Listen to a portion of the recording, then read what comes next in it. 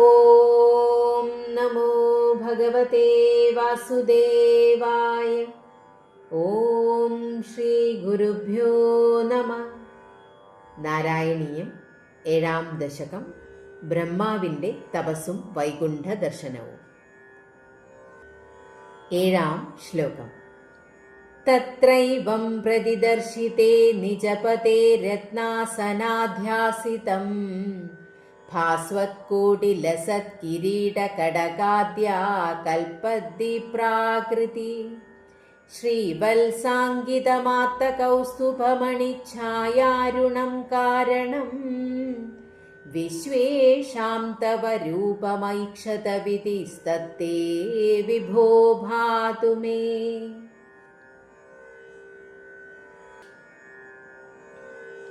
അല്ലയോ സർവശക്തനായ ഗുരുവായൂരപ്പ, ഇപ്രകാരം അങ്ങയുടെ സ്ഥാനമായ വൈകുണ്ഠത്തിൽ രത്നസിംഹാസനത്തിൽ ഇരിക്കുന്നവനായും കോടിക്കണക്കിന് സൂര്യന്മാർക്കു തുല്യമായി ജ്വലിക്കുന്ന കിരീടം, കടകം മുതലായ ആഭരണങ്ങളാൽ പ്രകാശിക്കുന്നതും ശ്രീവത്സാങ്കിതമായ മാറിലണിഞ്ഞ കൗസ്തുഭരത്നത്തിൻ്റെ ഛായയാൽ അരുണാഭമാർന്നതും വിശ്വത്തിന് കാരണഭൂതനുമായ ഏതൊരു രൂപമാണോ ബ്രഹ്മാവിന് കാട്ടിക്കൊടുത്തത്, ആ രൂപം അടിയനും കാട്ടിത്തരയണമേ.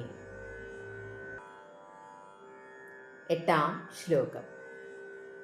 കാളാംഭോതകളായ കോമളരുചി ചക്രേണ ചക്രം ദിശാ ആവൃണ്വാനമുദാരമന്ദഹസിതസ്യന്ത പ്രസന്നാനനം രാജത്കമ്പുഗദാരി പങ്കജധര ശ്രീമദ്ഭുജാമണ്ഡലം സൃഷ്ടുസ്തുഷ്ടികരം വപുസ്തവ വിഭോ മദ്രോഗമുദ്വാസയേത്.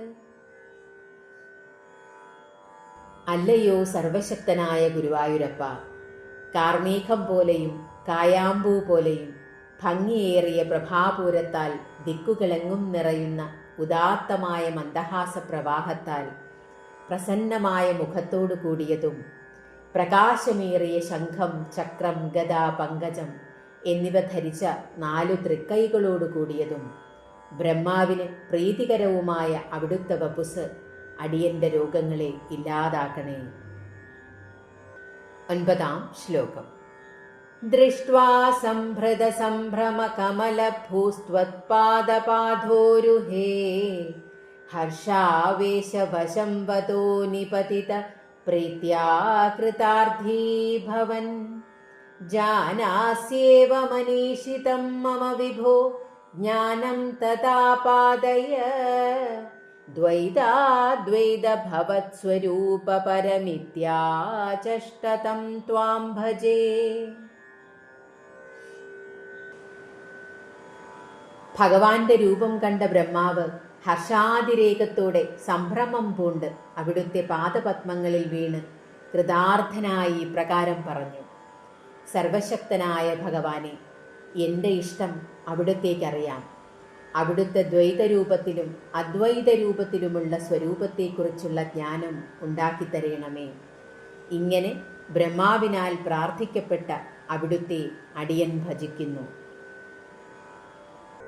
10-ാം ശ്ലോകം.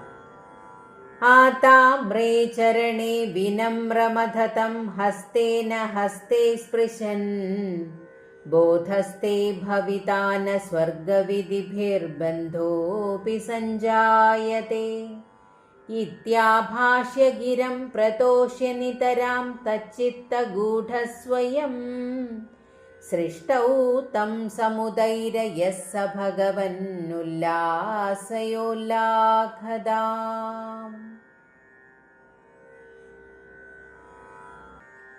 ഭഗവാനെ, തൻ്റെ പാദങ്ങളിൽ താണുവണങ്ങിയ ബ്രഹ്മാവിൻ്റെ കയ്യിൽ തൻ്റെ കൈകളാൽ സ്പർശിച്ചിട്ട് അങ്ങേക്ക് ജ്ഞാനമുണ്ടാകും, സൃഷ്ടിവിധികളിൽ ബന്ധമുണ്ടാവുകയില്ല എന്നിങ്ങനെ പറഞ്ഞ് സന്തോഷിപ്പിക്കുകയും ബ്രഹ്മാവിൻ്റെ ഹൃദയത്തിൽ ഗൂഢമായി സ്ഥിതി ചെയ്ത് സൃഷ്ടിക്കായി അവിടുന്ന് പ്രേരിപ്പിക്കുകയും ചെയ്തു.